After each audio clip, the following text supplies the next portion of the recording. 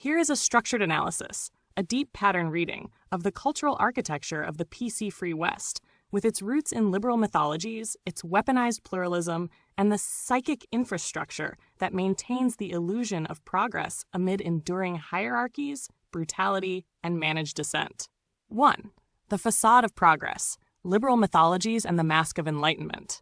Western cultural self-narratives are built on a foundational paradox, the simultaneous assertion of moral universalism and the systemic denial of its application, beyond strategic or aesthetic usefulness. The French Revolution, marketed as the birth of rights and the people's sovereignty, in fact mutated quickly into Jacobin terror. And then, Napoleonic Empire, a militarized machine exporting liberty while crushing dissent. British abolitionism is remembered more than the centuries of industrial-scale slaving, just as the U.S. civil rights movement becomes a closed chapter, mythologized as resolved, despite institutional continuation of repression. The West narrates its history as a progressive overcoming of past errors, always self-reforming, always learning, while the imperial continuity remains intact beneath the changes in rhetoric. 2. Cultural production as ethical theater. The arts, media, and academia function less as spaces of inquiry and more as arenas of ethical spectacle, orchestrated zones where acceptable rebellion is aired, monetized, and then deactivated. Diversity is cast, not achieved. Identity is curated into marketable pathos. Protest becomes pent, not praxis. Western culture has perfected the ritual of self-critique. It shows the wound, but never abandons the blade. Examples. Films and novels might depict racism, corruption, colonial violence, but always with the built-in catharsis that allows viewers to believe the system can or has transcended it. Rap stars, immigrant athletes, and queer artists become national symbols, proof of inclusion, while the actual infrastructures of marginalization remain untouched. 3. The token mechanism. Representation as control. What is often praised as representation is more accurately a system of tokenized containment.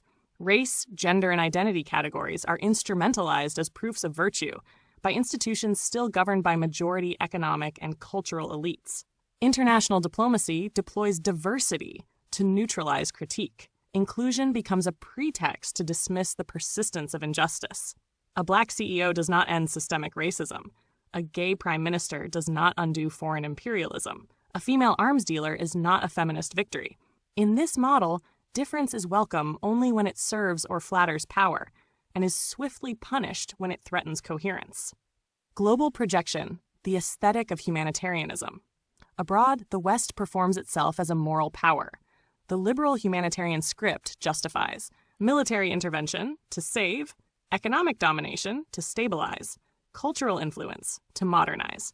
Human rights rhetoric becomes an instrument of soft imperialism, used to delegitimize non-aligned states, to justify sanctions, covert destabilization, or invasions. Meanwhile, past and ongoing colonial atrocities are disavowed as aberrations, attributed to other eras or rogue elements, or simply omitted. France, for example, officially celebrates the République, equality, secularism, yet crushed the Algerian independence movement with torture and mass killings, murdered hundreds of North African protesters in Paris in 1961, many of whom were thrown into the Seine, barely acknowledged for decades. Today's inclusion of rappers and athletes from North African or West African descent serves as optical compensation, not structural transformation. 5. The psychiatric logic of liberal culture. The psychic defense mechanism of Western liberal societies is cognitive dissonance ritualized into virtue. The belief in progress must be maintained at all costs, even when all empirical signs point to regression or stasis in new forms. When that belief is threatened, the subject splits. Denial, it's better now than ever. Deflection, but other places are worse. Incorporation, look, we're publishing critiques about this, see? This produces a mass psychological condition akin to manic self-celebration, exaggerated moral self-image, obsessive guilt management through cultural performance, and projective paranoia, turning critique into proof of threat. 6. Controlled dissent and cultural psychiatry. Even critiques of the system are often sanctioned in form and function. Revolution as aesthetic genre, Che Guevara t-shirts, Marxist memes.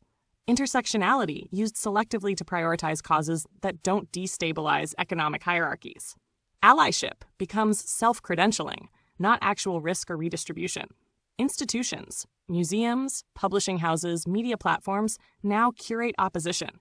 You may be radical, but only if you're legible, branded, and ultimately toothless. Critics who refuse to play the performative game or who disrupt the token hierarchy are made invisible, not usually by censorship, but by a more effective tool: algorithmic omission, platform obsolescence, silencing by overload. #7. The necropolitics beneath the narrative. Ultimately, the PC-free West doesn't exist.